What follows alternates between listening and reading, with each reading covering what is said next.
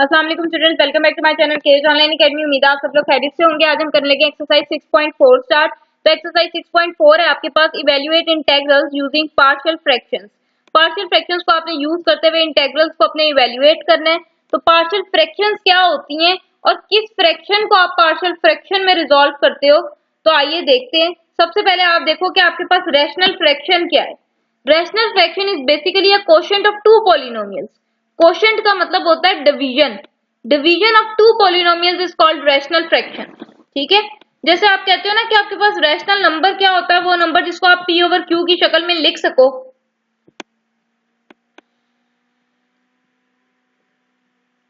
बिल्कुल इसी तरह आपके पास रैशनल फ्रैक्शन एक ऐसी फ्रैक्शन है जो आपके पास कोशेंट है दो पॉलिनोमियल्स की, यानी कि दो पॉलिनोमियल्स की डिवीजन है। इन जनरल आप ऐसे लिखते हो P over X over Q of X, P of X over Q of X. This is the quotient of two polynomials and is called rational fraction.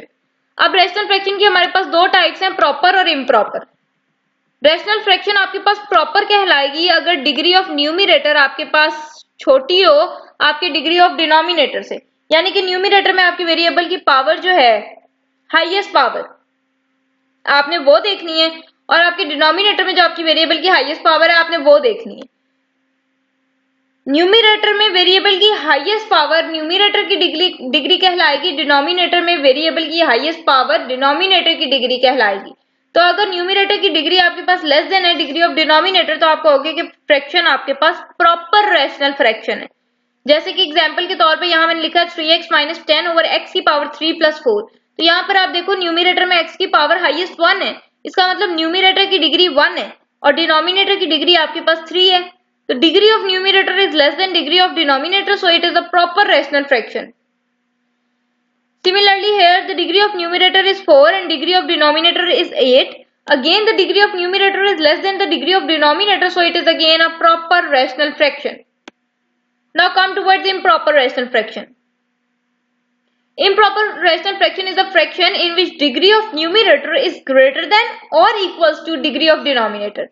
ऐसी रैशनल फ्रैक्शन जिसमें आपके पास numerator की degree या तो बड़ी हो या फिर इक्वल हो डिग्री ऑफ डिनोमिनेटर के, तो आप कहते हो कि वो आपके पास इम्प्रॉपर रैशनल फ्रैक्शन है। यानी कि अगर ऊपर नीचे डिग्री आपके पास सेम आ रही है तो प्रॉपर है, अगर ऊपर नीचे डिग्री आपके पास सेम आ रही है तो भी इम्प्रॉपर है, और अगर ऊपर बड़ी पावर आ रही है यानी कि ऊपर न्यूमिरेटर की डिग्री ज्यादा है तो भी आपके पास इम्प्रॉपर फ्रैक्शन है।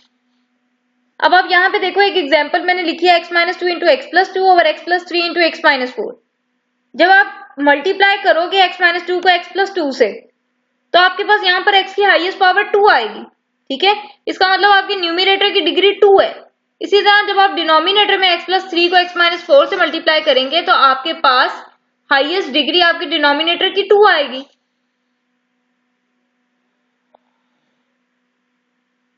अब आपने देखा आपकी न्यूमिरेटर की भी डिग्री 2 है, आपके डिनोमिनेटर की भी डिग्री 2 है। इट मींस कि degree of numerator is equals two degree of denominator, तो ये आपके पास एक इम्प्रॉपर फ्रैक्शन है। और यहाँ पर आप देखो तो डिग्री ऑफ न्यूमिरेटर 2 है और डिग्री ऑफ डिनोमिनेटर आपके पास 1 है। अब यहाँ पर डिग्री ऑफ न्यूमिरेटर जो है वो ग्रेटर देन आ रही है डिग्री ऑफ डिनोमिनेटर, तो ये भी आपके पास इम्प्रॉपर फ्रैक्शन है। ठीक है, तो अब हम कैसे रिजॉल्व करते हैं रैशनल फ्रैक्शंस को इनटू पार्शियल फ्रैक्शंस। सबसे पहला केस है, 4 केसेस हैं, अगर आप ये 4 केसेस समझ लेते हैं तो आपकी एक्सरसाइज 6.4 सॉल्व हो गई। आपकी बुक में जो है वो केस 1 डिस्कस हुआ है और आपकी बुक में जितने भी क्वेश्चंस दिए हैं वो सारे के सारे उसने प्रॉपर से ही दे दिए, इम्प्रॉपर से रेलिवेंट कोई क्वेश्चन नहीं है।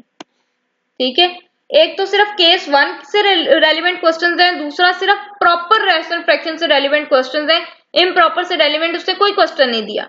लेकिन ये जरूरी नहीं है कि आपको पेपर इसी बुक में से आए, और ये भी जरूरी नहीं है कि आपको जो है वो प्रॉपर फ्रैक्शन को ही पार्शियल फ्रैक्शन में रिजॉल्व करने का कहा जाए। प्रॉपर फ्रैक्शन को पार्शियल फ्रैक्शन में रिजॉल्व करने का तरीका फर्क है। इम्प्रॉपर फ्रैक्शन को पार्शियल फ्रैक्शन में रिजॉल्व करने से पहले, इम्प्रॉपर फ्रैक्शन को पार्शियल फ्रैक्शन में रिजॉल्व करने से पहले आप न्यूमिरेटर को डिनोमिनेटर पे डिवाइड करते हो। ठीक है, अगर ऊपर नीचे आपके पास पावर सेम आ रही है, आपके वेरिएबल की हाईएस्ट पावर सेम आ रही है या ऊपर पावर बड़ी आ रही है, तो आप इसको पार्शियल फ्रैक्शन में रिजॉल्व नहीं कर सकते जब तक आप इसको प्रॉपर में कन्वर्ट नहीं करेंगे। आपकी बुक में इससे रेलिवेंट कोई क्वेश्चन नहीं है, लेकिन मैं आपको फिर भी कहूंगी कि आप चारों केसेस, टोटल 4 केसेस हैं पार्शियल फ्रैक्शन में रिजॉल्व करने के लिए रैशनल फ्रैक्शन को, ठीक है। और एक केस आपके पास ये भी होता है कि अगर आपके पास इम्प्रॉपर रैशनल फ्रैक्शन आ जाए तो उसको प्रॉपर में आप चेंज करके कैसे सॉल्व करते हैं। अगर आप प्रॉपर में चेंज कर लेते हैं तो आगे मेथड सारा वही है। तो इन चीजों की मैं कहूंगी आपको कि आपको प्रैक्टिस करनी चाहिए, इनसे रेलिवेंट आपको क्वेश्चंस देखने चाहिए। आप गूगल पे भी सर्च आउट कर सकते हैं, और अगर आप मेरे चैनल पे से देखना चाहते हैं प्रैक्टिस के लिए क्वेश्चंस, तो आपके पास EW स्वास्की की बुक है, कैलकुलस की बुक है आपके पास, ये 6th एडिशन है, चैप्टर नंबर 7 है इसका, एक्सरसाइज आपके पास 7.4 है। ये कंप्लीट एक्सरसाइज मैंने एक ही लेक्चर में कवर अप की हुई है, ठीक है। आपको मेरे YouTube चैनल पे ये वीडियो मिल जाएगी। तो अगर आप केस 2, केस 3, केस 4 से रेलिवेंट क्वेश्चंस देखना चाहते हैं या उनकी प्रैक्टिस करना चाहते हैं, और इम्प्रॉपर आपके पास अगर फ्रैक्शन आ जाए तो उसको कैसे डील करते हैं, ये सारी चीजें अगर आप सीखना चाहते हैं तो आप मेरी ये वाली वीडियो देख सकते हैं। इसका लिंक जो है मैं इस वीडियो के एंड पर डिस्क्रिप्शन में ऐड कर दूंगी। तो चलें जी, चलते हैं अपने केस नंबर 1 की तरफ कि कैसे हमने पार्शियल फ्रैक्शन में रिजॉल्व करना है अपनी रैशनल फ्रैक्शन को। केसेस आपके पास जितने भी हैं वो डिपेंड करते हैं आपका डिनोमिनेटर कैसा होगा, ठीक है। आपके पास रैशनल फ्रैक्शन कौन सी फ्रैक्शन है, quotient of 2 polynomials P of x over Q of x। तो अगर मैं Q of x की बात करूं, it means I am talking about my denominator, ठीक है।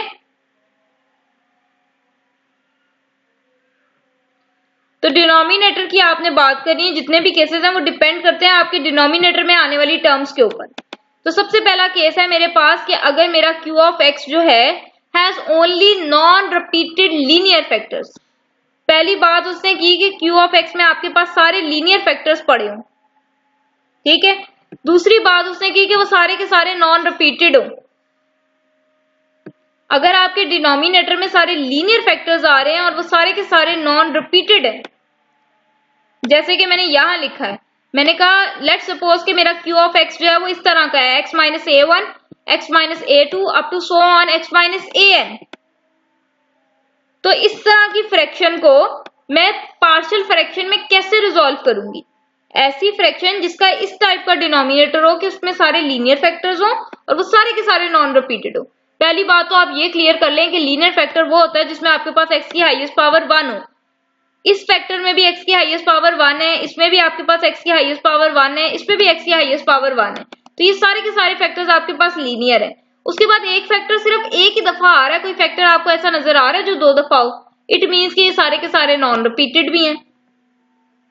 तो जब आपके पास इस तरह का आपका डिनोमिनेटर आ जाए, न्यूमिनेटर जो मर्जी हो, हाँ प्रॉपर होनी चाहिए फ्रैक्शन। पार्शियल फ्रैक्शन में रिजॉल्व करने से पहले आपने ये क्लियर कर लेना कि वो प्रॉपर हो। इम्प्रॉपर को नहीं रिजॉल्व कर देना पार्शियल में, इम्प्रॉपर को पहले प्रॉपर में चेंज करना है, फिर आपने पार्शियल में रिजॉल्व करना है। तो अगर आपके पास फ्रैक्शन प्रॉपर है तो न्यूमिनेटर में जो मर्जी हो डजंट मैटर, आपने सिर्फ डिनोमिनेटर में देखना है कि अगर लीनियर फैक्टर्स हैं और सारे के सारे नॉन रिपीटेड है तो आपने हर लीनियर फैक्टर को ऐसे लिखना है, एक कांस्टेंट लिखा उसके नीचे पहला लीनियर फैक्टर, फिर प्लस, दूसरा कांस्टेंट लिखा उसके नीचे दूसरा linear factor, plus and so on, एक और आखिरी एंड पर कांस्टेंट लिखा और उसके नीचे लास्ट लीनियर फैक्टर, ठीक है। अगर ये चीज यहां से समझ नहीं आ रही तो चलें let's move towards the example. आपके पास है 3x plus 1 over x minus 2 into x minus 3। यहां पर सबसे पहले आप देखो तो डिग्री न्यूमिनेटर की 1 है, डिनोमिनेटर की आप डिग्री चेक करो तो इसको मल्टीप्लाई करके जब आप चेक करोगे तो आपके पास x की हाईएस्ट पावर 2 आएगी। तो डिनोमिनेटर की डिग्री आपके पास 2 है, तो यहां पर आपके पास degree of numerator is less than degree of denominator, ठीक है। तो ये आपके पास जो है वो प्रॉपर फ्रैक्शन ही है। सेकेंडली आप ये चेक करें कि यहाँ पर ये एक फैक्टर है, ये दूसरा फैक्टर है, यहाँ पर भी x की हाईएस्ट पावर 1 है, यहाँ पर भी x की हाईएस्ट पावर 1 है। इट मीन्स कि ये भी लीनियर फैक्टर है, ये भी लीनियर फैक्टर है और ये दोनों डिफरेंट है, नॉन रिपीटेड है। यानी कि ऐसा नहीं है कि यहाँ x माइनस 2 लिखा तो इधर भी x माइनस 2 ही लिखा हो, इधर x माइनस 3 हो गया। ठीक है, तो ये नॉन रिपीटेड है, कोई भी चीज ना मेरा x-2 रिपीट हो रहा है ना मेरा x-3 रिपीट हो रहा है।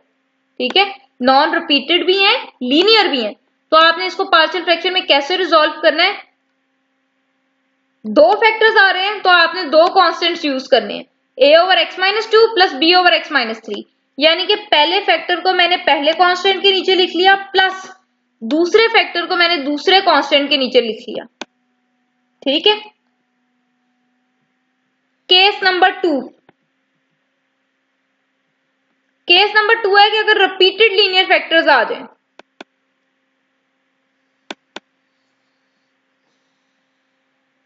यानी कि फैक्टर लीनियर ही हो लेकिन वो रिपीटेड हो। देखो लीनियर फैक्टर का मतलब है x की हाईएस्ट पावर 1 हो, आप देख रहे हो इसमें x की हाईएस्ट पावर 1 है लेकिन ये रिपीटेड है। कैसे रिपीटेड है, यहाँ x-a की पावर n लिखी हुई है, इसका मतलब x-a आपके पास n टाइम्स आएगा। x-a की पावर 1, x-a की पावर 2, x-a की पावर 3, x-a की power 4 up to so on x-a की पावर n बनता है।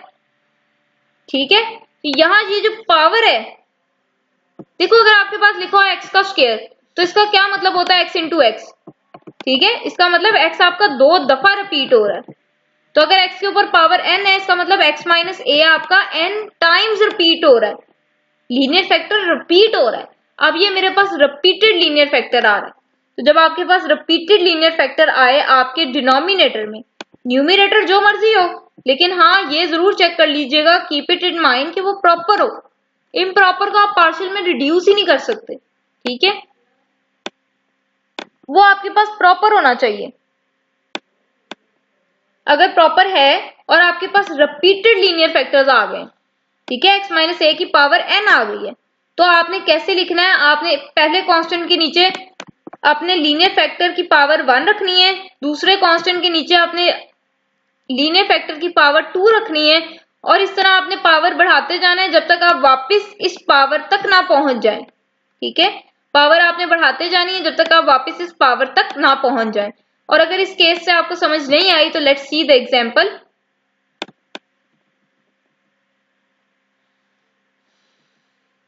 आपके पास है 2x ओवर x प्लस 1 का स्क्वायर। x प्लस 1 के स्क्वायर का क्या मतलब है, देखिए x प्लस 1 के स्क्वायर का मतलब है x plus 1 into x plus 1, यही मतलब है ना। तो आप देखो कि ये भी आपके पास लीनियर फैक्टर है क्योंकि इधर x की पावर 1 है, ये भी लीनियर फैक्टर है क्योंकि इधर भी x की पावर 1 है, लेकिन ये दोनों लीनियर होने के साथ साथ ये रिपीट हो रहे हैं। अब ये रिपीटेड लीनियर फैक्टर्स हैं, तो जब भी मेरे पास रिपीटेड लीनियर फैक्टर्स आते हैं तो मैं इसको पार्शियल फ्रैक्शन में कैसे रिजॉल्व करती हूँ, मैं लिखती हूँ a ओवर, पहले एक दफा फैक्टर लिखा x प्लस 1, फिर मैंने लिखा b ओवर x प्लस 1 का होल स्क्वायर। ठीक है, यानी कि आपने पावर 1 से शुरू करना है और आपने पावर बढ़ाते जाना है जब तक आप अपनी इस पावर तक ना पहुंच जाए। तो यहाँ 2 था तो ये मेरे पास पहले मैंने 1 लिखा, फिर मैंने पावर बढ़ाई, मेरे पास 2 आ गया, मैंने स्टॉप कर दिया। ठीक है, अगर यहाँ मेरे पास पावर होती 4 तो फिर मैं c लिखती, एक पावर और बढ़ाती, मेरे पास हो जाना था x प्लस 1 की पावर 3, फिर मैं d लिखती और मेरे पास एक पावर और बढ़ाती तो मेरे पास आ जाना था x प्लस 1 की पावर 4। फिर ये इसकी जो है वो रेजोल्यूशन होनी थी पार्शियल फ्रैक्शंस में। ठीक है, तो अगर आपके पास रिपीटेड लीनियर फैक्टर आ जाए तो आपने पावर 1 से अपना लीनियर फैक्टर लिखना शुरू करना है और उसमें एक एक आपने पावर ऐड करते जानी है जब तक आप अपने गिवन डिनोमिनेटर की पावर तक ना पहुंच जाए। अगर पावर 4 होगी तो आपने 4 तक लिखना है। ठीक है, नेक्स्ट आपके पास केस 3 है, q of x has non repeated irreducible quadratic factors. Non repeatable irreducible quadratic factors, सबसे पहले तो ये देखें क्वाड्रेटिक फैक्टर वो होता है जिसमें आपकी वेरिएबल की हाईएस्ट पावर 2 हो। ठीक है, वेरिएबल की हाईएस्ट पावर 2 हो। नॉन रिपीटेड का मतलब है कि हाईएस्ट पावर 2 होने के बाद वो रिपीट ना हो रहा हो आपका फैक्टर। जैसे आपने पीछे देखा था एक फैक्टर x प्लस 1 था तो दूसरा भी आपके पास x प्लस 1 ही था क्योंकि x प्लस 1 का होल स्क्वायर लिखा हुआ था। ठीक है, जब स्क्वायर आ गया, जब पावर आ जाए इसका मतलब है वो रिपीट हो रहा है। उसने कहा कि क्वाड्रेटिक फैक्टर हो, नॉन रिपीटेड हो और इररिड्यूसेबल हो। अब इररिड्यूसेबल का क्या मतलब है? जैसे आपके पास लिखा होता है ना एक्स स्क्वायर माइनस 1, आप कहते हो कि ये एक्स का स्क्वायर है, ये आपके पास 1 का स्क्वायर है। उसके बाद आप कहते हो कि दोनों टर्म्स के ऊपर जब भी अलग अलग स्क्वायर हो, सेंटर में माइनस हो, आप दोनों टर्म्स को वन टाइम ऐड के साथ लिखते हो, वन टाइम सब्ट्रैक्ट के साथ लिखते हो। ये आपने रिड्यूस कर लिया, आपने अपने क्वाड्रेटिक फैक्टर को रिड्यूस कर लिया लीनियर में, ठीक है। वो बात कर रहा है इररिड्यूसेबल की, यानी कि जिसकी फैक्टराइजेशन ही पॉसिबल ना हो। क्वाड्रेटिक फैक्टर हो लेकिन उसकी फैक्टराइजेशन पॉसिबल ना हो, आप उसको रिड्यूस ना कर सके, और उसके जो नीचे क्यू ऑफ एक्स में आपके पास फैक्टर्स हैं वो सारे के सारे नॉन रिपीटेड भी हों। फिर आप अपनी पार्शियल फ्रैक्शन को जो है, अपनी रैशनल फ्रैक्शन को पार्शियल फ्रैक्शन में किस तरह से लिखेंगे?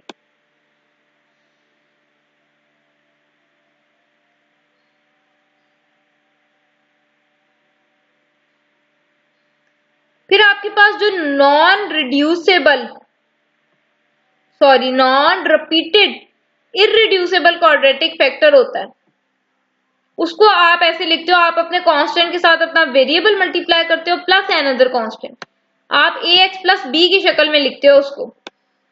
अपने इररिड्यूसेबल क्वाड्रेटिक फैक्टर को ए एक्स प्लस बी की शक्ल में लिखते हैं, और जो आपका आगे लीनियर फैक्टर पड़ा होता है, ठीक है, लीनियर फैक्टर की यहाँ पावर, यहाँ एक्स की पावर 1 है, इट मींस ये लीनियर फैक्टर है। तो लीनियर फैक्टर को आपने देखा है कि आप कैसे लिखते हो, आप कांस्टेंट लिखते हो और उसके नीचे लीनियर फैक्टर लिख देते हो। अगर यहाँ दो लीनियर फैक्टर्स होते, साथ ऐसे भी होता, तो मैं यहाँ पर डी भी लिख देती और आगे एक्स प्लस 2 भी कर देती, क्योंकि मैंने देखा है अपने केस 1 में और केस 2 में कि लीनियर फैक्टर्स को मैं इस फॉर्म में लिखती हूँ। लेकिन अगर क्वाड्रेटिक आ जाए तो ऊपर आपने ए एक्स प्लस बी की फॉर्म में लिखना है, ठीक है।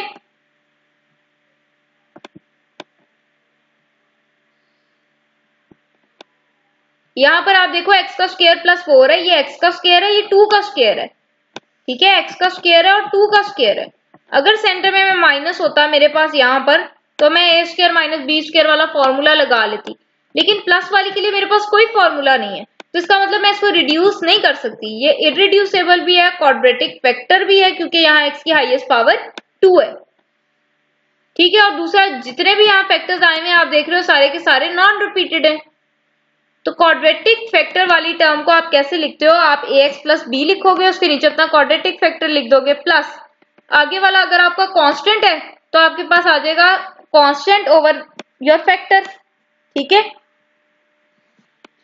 लेट्स सपोज कि अगर अगला भी आपके पास क्वाड्रेटिक ही हो जाए, ये दोनों फर्क है, इसका मतलब है नॉन रिपीटेड है, इररिड्यूसेबल है दोनों के दोनों ही, और क्वाड्रेटिक फैक्टर्स भी हैं क्योंकि यहाँ पे पावर आपके पास 2 है। फिर आप इसको कैसे लिखोगे? तो पहले वाले को लिखने के लिए आपने लिखा a x plus b over factor, plus दूसरे वाले के लिए भी फिर आप लिखोगे c x plus d over x का स्क्वायर प्लस 1, ठीक है। यानी कि दूसरा वाला आपका ये है क्वाड्रेटिक फैक्टर, तो दूसरे वाले फैक्टर के लिए से ऊपर भी, दूसरे वाले फैक्टर के न्यूमरेटर में भी आप फिर अपने कांस्टेंट को एक्स से मल्टीप्लाई करोगे और प्लस एन अदर कांस्टेंट, ठीक है। तो ये फॉर्मूला है क्वाड्रेटिक फैक्टर को लिखने का जब वो नॉन रिपीटेड और इररिड्यूसेबल, ठीक है।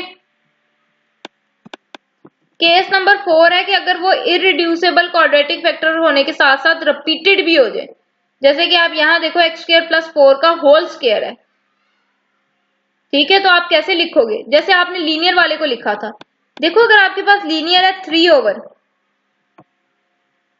एक्स प्लस 1 का स्क्वायर, तो आपने देखा था आप इसको पहले लिखते हो ए ओवर एक्स प्लस 1, फिर आप एक पावर बढ़ा के लिखोगे, आपके पास आ जाएगा बी ओवर एक्स प्लस 1 का होल स्क्वायर, ठीक है। अगर यहाँ पावर 3 होती तो मैं लिखती प्लस सी ओवर एक्स प्लस 1 का होल क्यूब, ठीक हो गया। उसके बाद आप देखो कि जैसे आप लीनियर को लिखते हो ना, अगर रिपीटेड आ जाए, ये पावर 3 का मतलब है कि ये एक्स प्लस 1 3 टाइम्स आ रहा है, इसका मतलब रिपीट हो रहा है। तो अगर आपके पास फैक्टर रिपीटेड आ जाए तो आप ऐसे ही लिखते हो, पहले उस फैक्टर के ऊपर पावर 1 डालते हो, फिर आप पावर इंक्रीज करते जाते हो जब तक आप वापस इस पावर तक ना पहुंच जाओ, ठीक है। दूसरी चीज ये कि अगर ये क्वाड्रेटिक है तो क्वाड्रेटिक को आप लिखते हो ए एक्स प्लस बी से, ठीक है, तो मैंने क्वाड्रेटिक के नीचे लिखा x स्क्वायर प्लस 4 इसकी पावर 1, फिर पावर मैंने बढ़ाते जाना है जब तक मैं ये वाली पावर तक ना पहुंच जाऊं। तो इसका मतलब मुझे x स्क्वायर प्लस 4 की पावर 1 वाली मैंने लिख लिया, मुझे x स्क्वायर प्लस 4 की पावर 2 वाली भी चाहिए। तो पावर 2 वाली अगर आपको चाहिए तो पावर 2 वाली भी अगेन आपके पास क्वाड्रेटिक ही है। ठीक है, क्वाड्रेटिक फैक्टर है। तो क्वाड्रेटिक फैक्टर के लिए ऊपर आपने फिर कांस्टेंट के साथ x प्लस डी लिखना है। तो a और b कांस्टेंट्स मैंने इधर यूज कर लिए थे, यहाँ मैंने c और d यूज कर लिया। आप चाहो तो e और f भी कर सकते हो। ठीक है, उसके बाद ये आपका लीनियर फैक्टर है। तो लीनियर फैक्टर को आपको पता है, आप सिंपल ऊपर कांस्टेंट लिखते हो और नीचे उसके अपना लीनियर फैक्टर लिख देते हो। तो ये 4 आपके पास केसेस है अपनी रैशनल फ्रैक्शन को पार्शियल फ्रैक्शन में रिजॉल्व करने के लिए। तो चलें जी अपनी एक्सरसाइज का स्टार्ट लेते हैं।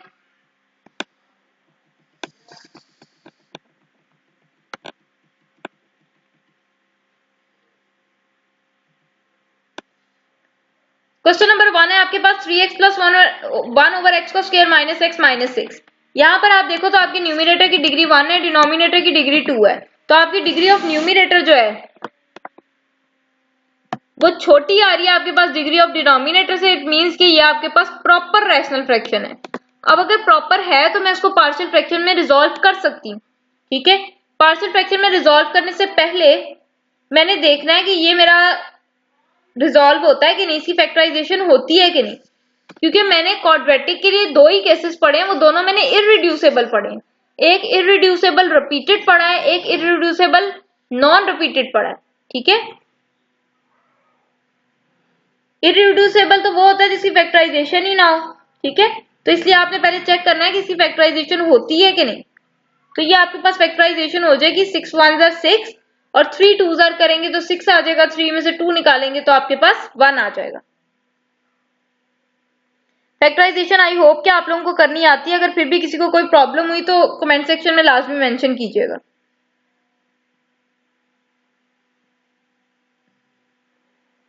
तो आपके पास आ जाएंगे 3 और 2 फैक्टर। ठीक है, इस x को फैक्टराइज करके आप यहाँ पे 3 और 2 लिखोगे। आपके पास 4 टर्म्स हैं, पहली 2 में से मैंने x कॉमन किया, अंदर मेरे पास रह जाएगा x माइनस 3। दूसरी 2 में से मैंने 2 कॉमन किया, अंदर मेरे पास रह जाएगा x माइनस 3। तो अब आप देखो तो ये आपके पास आएगा x प्लस 2 और एक दफा आएगा x माइनस 3। ठीक है, अब अगर आप गौर करो तो आपके पास यहाँ पे भी डिग्री 1 है x की, यहाँ पे भी डिग्री 1 है। इसका मतलब ये भी लीनियर फैक्टर है, ये भी लीनियर फैक्टर है और दोनों डिफरेंट है। दोनों डिफरेंट है, इसका मतलब है ये नॉन रिपीटेड लीनियर फैक्टर्स हैं। तो जब भी आपके पास नॉन रिपीटेड लीनियर फैक्टर्स आते हैं, आपने अपने कांस्टेंट लिखना है, उसके नीचे पहला लीनियर फैक्टर लिख दें, फिर कांस्टेंट लिखे उसके नीचे दूसरा लीनियर फैक्टर लिख दें।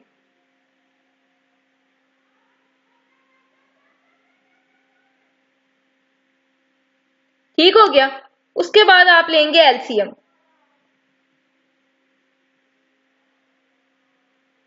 x प्लस 2 और x माइनस 3 का एलसीएम आपके पास क्या आएगा, x प्लस 2 और x माइनस 3 आ जाएगा। तो जो आपके पास एलसीएम आ रहा है उससे आप अपनी लेफ्ट साइड को भी मल्टीप्लाई कर दें।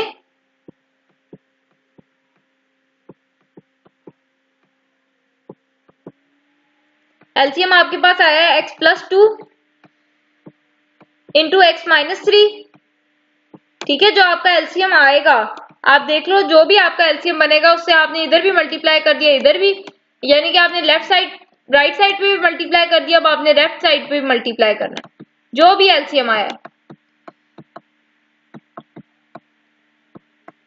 यहाँ पर x माइनस 3 से x माइनस 3 से कैंसिल हो जाएगा, x माइनस 2 आपका इस x माइनस 2 से कैंसिल हो जाएगा, आपके पास आ जाएगा 3x प्लस 1।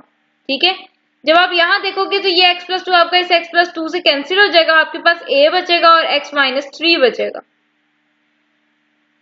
ठीक है, यहाँ पर आप देखो तो x माइनस 3 से x माइनस 3 से कैंसिल हो जाएगा, आपके पास b बचेगा और x प्लस 2 बचेगा। ठीक है, उसके बाद आपने देखना है जो आपके लीनियर फैक्टर्स होंगे ना उसको 1 बाय 1 आपने 0 के इक्वल रख के x की वैल्यू निकाल लेनी है।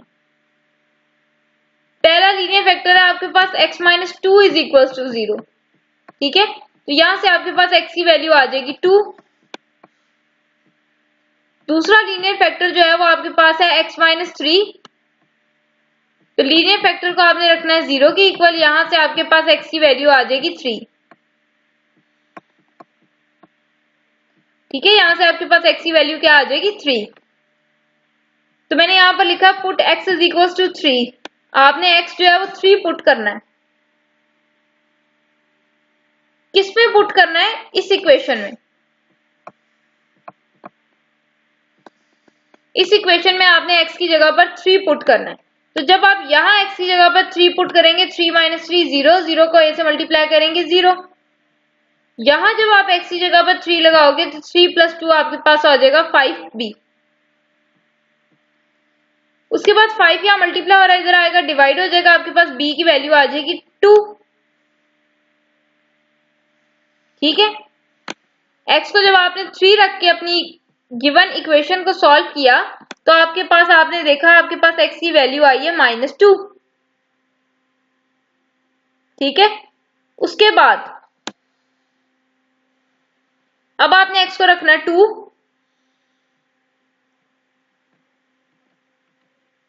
तो यहां पर जब आप x को रखोगे,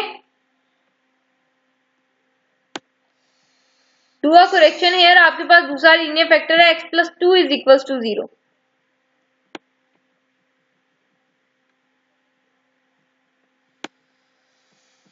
ठीक है, दूसरा लीनियर फैक्टर आपके पास x प्लस 2 है। तो x प्लस 2 को जब आप 0 के इक्वल रखोगे, यहां से आपके पास x की वैल्यू आ जाएगी -2। अब यही वैल्यू आपने वापस अपनी इक्वेशन नंबर a में लगानी है। तो जब आप यहां लगाओगे -2, ये वाला 3 आपके पास एज इट इज, यहां पर आप x की जगह पर लगाओगे -2, ये वाला +1 आपके पास एज इट इज। ठीक है, इसी तरह ये a आपके पास एज इट इज, यहां पर x की जगह पर अब आप लगाओगे -2, आगे वाला -3 आपके पास as it is, plus b as it is. यहाँ पे जब आप -2 लगाओगे तो -2 प्लस 2 यू गेट 0, 0 को b से मल्टीप्लाई करोगे तो आपका ये सारा ही 0 हो जाएगा। ठीक हो गया। अब ये -3 2s आर -6 होता है, -6 प्लस 1 करेंगे तो आपके पास आ जाएगा 5। ये -2 -3 आपके पास आ जाएगा -5 और 7 आपके पास लिखा हुआ है a।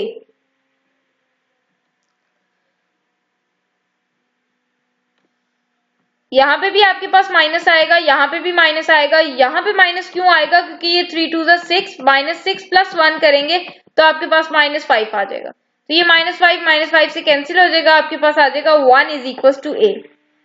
तो पार्शियल फ्रैक्शन में रिजॉल्व करने का क्या फायदा हुआ कि आपको a की वैल्यू भी मिल गई, आपको b की वैल्यू भी मिल गई।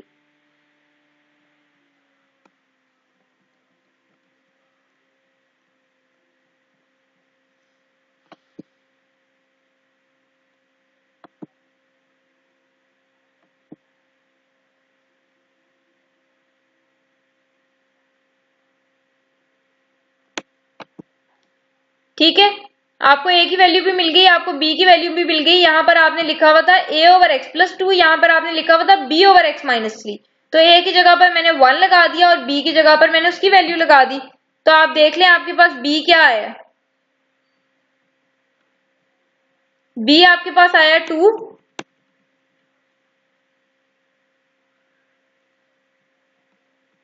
लेट मी चेक b क्या आया, मेरे पास b 2 आया। ठीक है, तो यहाँ पे करेक्शन कर लो, यहाँ पर आपके पास b कितना आना है, 2 आना है। ठीक है, यहाँ पर b आपके पास आना है 2।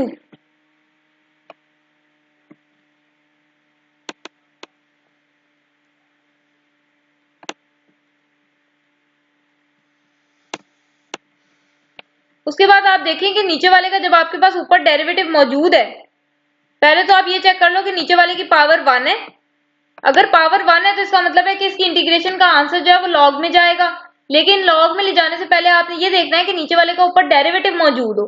तो x का डेरिवेटिव 1 होता है और 2 का डेरिवेटिव आपके पास 0 होता है। तो 1 प्लस 0 1। तो ऊपर वाले का, नीचे वाले का ऊपर डेरिवेटिव मौजूद है, नीचे वाले का ऊपर डेरिवेटिव मौजूद है, तो ये नीचे वाला आपका चला जाएगा लॉग में। ठीक है, नीचे वाला आपका चला जाएगा लॉग में। उसके बाद यहां पर आपके पास लिखा हुआ 1 ओवर x माइनस 3। तो यहां पे भी आप चेक करो तो आपके डिनोमिनेटर की पावर 1 है और नीचे वाले का अगर ऊपर डेरिवेटिव मौजूद हो तो आप उसको नीचे वाले को log में लिख लेते हो। अब यहाँ पर x का डेरिवेटिव 1 है और 3 का डेरिवेटिव 0 है, तो 1 माइनस 0 आपके पास 1 आ जाएगा। तो आप देख सकते हो कि नीचे वाले का आपके पास ऊपर डेरिवेटिव मौजूद है, तो नीचे वाला जो है वो आपका log में चला जाएगा। ठीक है,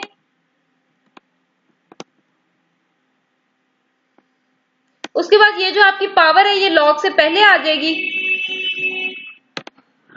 जो पावर है आपकी वो इधर आ जाएगी। ठीक है, अगर हमारे पास पावर में कुछ लिखा हम उसको log से पहले ले आते हैं, तो अगर हमारे पास log से पहले कोई चीज लिखी है तो वो पावर में चली जाएगी। ठीक है, देन आप ये प्रॉपर्टी पढ़ कर आए हैं, अगर आपके पास log एक्स वाई लिखा हो then it is equal to log x plus log y। ठीक है, तो यहां पर आपके पास इस फॉर्म में लिखा हुआ है, आपने उसको इस फॉर्म में कन्वर्ट करना है। यानी कि जब भी दो लॉग्स वाली टर्म्स आपके पास ऐड हो रही हो, उसको सिंगल लॉग में जब आप लिखते हैं तो उन्हीं दोनों टर्म्स को आप मल्टीप्लाई कर देते हैं। ठीक है, और आपको पता है कि आपका इनडेफिनेट इंटीग्रल है, क्योंकि यहाँ पर अपर और लोअर लिमिट गिवन नहीं है, तो फिर आप कांस्टेंट ऑफ इंटीग्रेशन जो है वो साथ ऐड करोगे। ठीक है जी, तो ये था जी आपकी एक्सरसाइज 6.4 का क्वेश्चन नंबर 1। आज के लिए इतना ही काफी है, नेक्स्ट इंशाल्लाह अपने नेक्स्ट लेक्चर में कवर करेंगे।